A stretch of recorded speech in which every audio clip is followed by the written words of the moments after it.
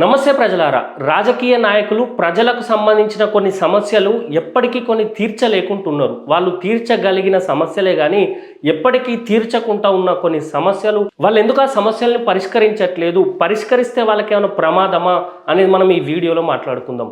ముఖ్యంగా రాష్ట్రంలో కానీ దేశంలో కానీ ప్రధాన సమస్యలు ఏంటంటే ఫస్ట్ భూ వివాదాలు. అది వ్యవసాయ భూమికి సంబంధించిందైనా, ఇంటి భూమికి సంబంధించిందైనా, లేదా వెనకటి నుండి వచ్చే తాతల ఆస్తికి సంబంధించిందైనా ఏదైనా భూమి వివాదం సమస్యలే ఎక్కువ ఉన్నాయి. సరే, ఇంటి భూమి పంచాయతీలైనా, తాతల కాలం నుండి వచ్చిన భూమి పంచాయతీలైనా అవి ఇండివిజువల్గా ఎవరెవరు పరిష్కరించుకుంటారు.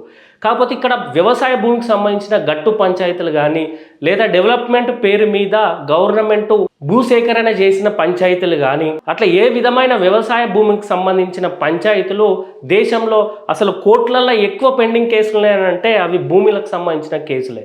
వీటిని ఎందుకు పరిష్కరించట్లేదు అంటే పంచాయతీలు తెగకనా, గ్రామ పెద్ద మనుషులు, ఊరు పెద్ద మనుషులు, సర్పంచులు, పోలీస్ స్టేషన్లు, కోర్టులు, ఇంత సిస్టమ్ ఉన్నా కూడా ఎందుకు భూ పంచాయతీలు అనేది, భూ వివాదాలు అనేటివి పరిష్కారం కావట్లేదు?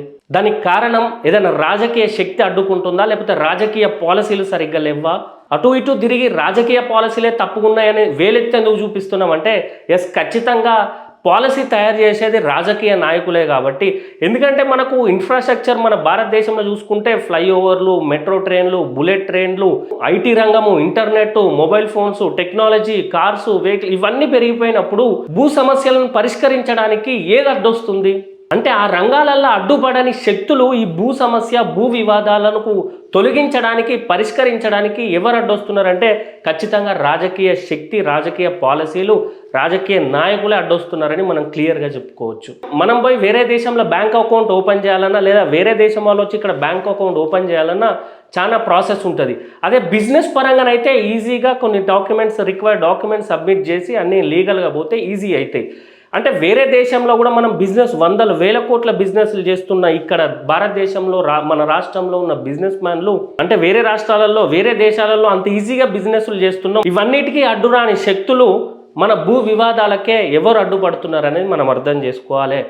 ఏ పాలసీలు అడ్డుపడుతున్నాయి? గట్టు పంచాయతీలు ఎందుకు తెగుతలేవు? గ్రామంలో ఒక 1000 మంది ఉంటే ఖచ్చితంగా 700 మందికి భూ వివాద సమస్యలే ఉన్నాయి. అందులో చాలా మందికి విసుకొచ్చి ఆ భూములు వదిలిపెట్టుకున్న సందర్భాలు కోకొల్లలు. అయితే మేము విద్యార్థుల రాజకీయ పార్టీ తరఫున చెప్పేది ఏంటంటే ఎప్పటికీ ఎన్నటికీ పరిష్కారం కాని సమస్యలనే పరిష్కరించబడేదే రాజకీయ శక్తి.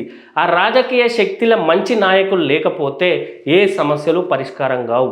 మెట్రో ట్రైన్ కాదు కదా, ఇప్పుడున్న ట్రైన్ పట్టాలు క్లియర్ చేయడానికి కూడా కావు. ఇకపోతే రెండో ప్రధాన సమస్య వ్యవసాయం గురించి. మన భారతదేశంలో 60 to 70% ఆదాయం వచ్చేది ఏంటంటే వ్యవసాయం మీద. రకరకాల పంటలు పండిస్తాం. మన దగ్గర ఉన్న స్పైసెస్ ప్రపంచంలో ఎక్కడ లేవు. ఇంత వ్యవసాయ ఆదాయం కలిగించే మన దేశానికి మన రాజకీయ నాయకులు కేవలం ఒక రైతు నుండి ఆ పంటను మాత్రమే ఎక్స్పెక్ట్ చేస్తున్నారు. ఇన్ని రోజులకు ఇండిపెండెన్స్ వచ్చి ఇన్ని సంవత్సరాలైనా కూడా వాళ్ళ దగ్గర నుండి కేవలం మనం పంటను ఎక్స్పెక్ట్ చేసేసరికి రైతులు ఇంకా రైతుల్లానే మిగిలిపోయి అప్పుల బాధల్లో ఇబ్బంది పడుకుంటా, సూసైడ్లు చేసుకుంటా భూమి, పంట, పొలాలు అమ్ముకుంటున్నారు. వేరే దేశాల్లో రైతులు మాత్రం ఎంటర్‌ప్రెన్యూర్‌షిప్కి వచ్చిళ్ళు, వాళ్ళు బిజినెస్లు చేస్తున్నారు. ఓన్లీ వాళ్ళ పంటతోటే వాళ్ళు ఇంపోర్ట్స్ ఎక్స్పోర్ట్ చేసుకుంటా మైండ్ సెట్తో ముందుకు పోతున్నారు. మన దగ్గర మాత్రం ఎప్పుడు రైతు మద్దతు ధర కోసం, వర్షం నీళ్ళ కోసం, కరెంటు బిల్లుల కోసం, యూరియా కోసం, రైతు భరోసా బంధు కోసం, వీటి కోసమే వెయిట్ చేస్తూ ఉన్నారు. రైతులను అభివృద్ధి చేసే దగ్గర మన రాష్ట్రం, మన దేశం ఎందుకు వెనుకబడ్డాయి? వర్షాలు వస్తే పంట నష్టం కోసమే ఎదురు చూస్తున్నారు. అన్ని మంచి జరిగి పంట చేతికొస్తే మద్దతు ధర కోసమే ఎదురు చూస్తున్నారు. ఎందుకు ఇప్పటికీ ఈ రైతులకు ఎందుకు ఎదురు చూపులు? ఎన్నో సాధించిన మనము వ్యవసాయాన్ని, రైతుల్ని ఎందుకు అభివృద్ధి చేయలేకపోతున్నాం? ఏ రైతు కానీ రాజుగా ఎందుకు మారలేదు ఇప్పటి వరకు? దానికి కూడా కారణం రాజకీయ పాలసీలు మాత్రమే. అండ్ మళ్ళీ చెప్తున్నాం, రాజకీయ నాయకులు తెలివితో, క్రియేటివ్గా ఉంటేనే మంచి పాలసీలు వస్తాయి. తద్వారా అందరికీ లబ్ధి చేకూరుతుంది. పైసా పెట్టి రాజకీయాల్లోకి వచ్చినోడు ఆ పైసా కోసమే పనిచేస్తాడు తప్ప ప్రజల కోసం పనిచేయడం మీరందరూ గమనించాలి. ఇక మూడో సమస్య మిత్రులారా, నిరుద్యోగం. ఇది రాష్ట్రంలో, దేశంలో కాదు, ప్రపంచంలో కూడా ఉన్నది. కానీ చైనాలో మీరు చూడండి, ఆ యువత యూట్యూబ్లు చూసుకుంటా, ఫేస్బుక్లు, ఇన్స్టాగ్రామ్లు చూసుకుంటా, పర్మిట్ రూమ్లలో తాగుకుంటా, కాలక్షేపం చేసుకుంటా చైనా యువత ఉండదు. మన దేశంలో మన రాష్ట్రంలో ముఖ్యంగా మన యువత కాలక్షేపానికి బాగా బానిసల ఇల్లు. దానికి కారణం మన యువత కాదు, మళ్ళీ రాజకీయ నాయకులే. ఎంతో ప్రతిభ ఉండే యువతను ఎందుకు మన రాజకీయ శక్తులు వాడుకోలేకపోతున్నాయి? వాళ్ళకు పోటీకి వస్తారనా, వాళ్ళ ఆస్తులు ధ్వంసం చేస్తారనా, లేకపోతే వాళ్ళని మించి వీళ్ళు రాజకీయ నాయకులు అవుతారనా? కారణం ఏదేమైనప్పటికీ మన రాష్ట్రంలో మాత్రం నిరుద్యోగ సమస్య చాలా పెరిగిపోయింది. అంటే ఏదో గవర్నమెంట్ ఉద్యోగాలను మాత్రమే ఇస్తలేమన్నది కాదు, గవర్నమెంట్ సెక్టార్తో ఉద్యోగాలు ఇవ్వడం కన్నా వివిధ రకాలుగా యువతకు ఉద్యోగాలు కల్పించడం ప్రభుత్వానికి చాలా ఈజీ. కానీ ఎందుకు ఉద్యోగ అవకాశాలు మన ప్రభుత్వాలు ఇవ్వటం లేదు? ఏ దేశమైనా అభివృద్ధి చెందిందంటే ఆ దేశంలో ఒక వస్తువును సృష్టిస్తారు, దాన్ని సర్వీస్ ఇస్తారు, దానికి సంబంధించిన అన్ని చూసుకుంటారు. అట్లే మన రాష్ట్రంలో ఎందుకు వస్తువులను తయారు చేస్తలేదు, ప్రొడక్ట్స్ను తయారు చేస్తలేరు, ఇండస్ట్రీలు ఎందుకు క్రియేట్ చేస్తలేరు?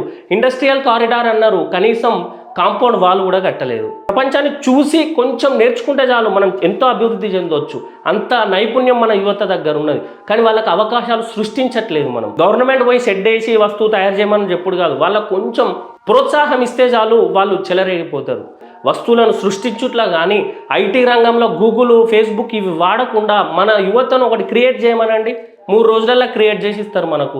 దాన్ని డెవలప్ చేయండి, దాన్ని ఆ ఏరియాలో, ఆ సెగ్మెంట్లో, ఆ జోన్లో, ఒక జోన్లో క్రియేట్ చేసి దానిలో ట్రయల్ రన్గా పెట్టండి. ఎంతో మందికి ఉద్యోగ అవకాశాలు వస్తూ ఉంటాయి. మన దగ్గర రాలే ర్యాపిడో, జెప్టో, జొమాటో అని ఇవి కళ్ళ ముందు కనబడ్డాయి, మన యువకులే కదా క్రియేట్ చేసింది.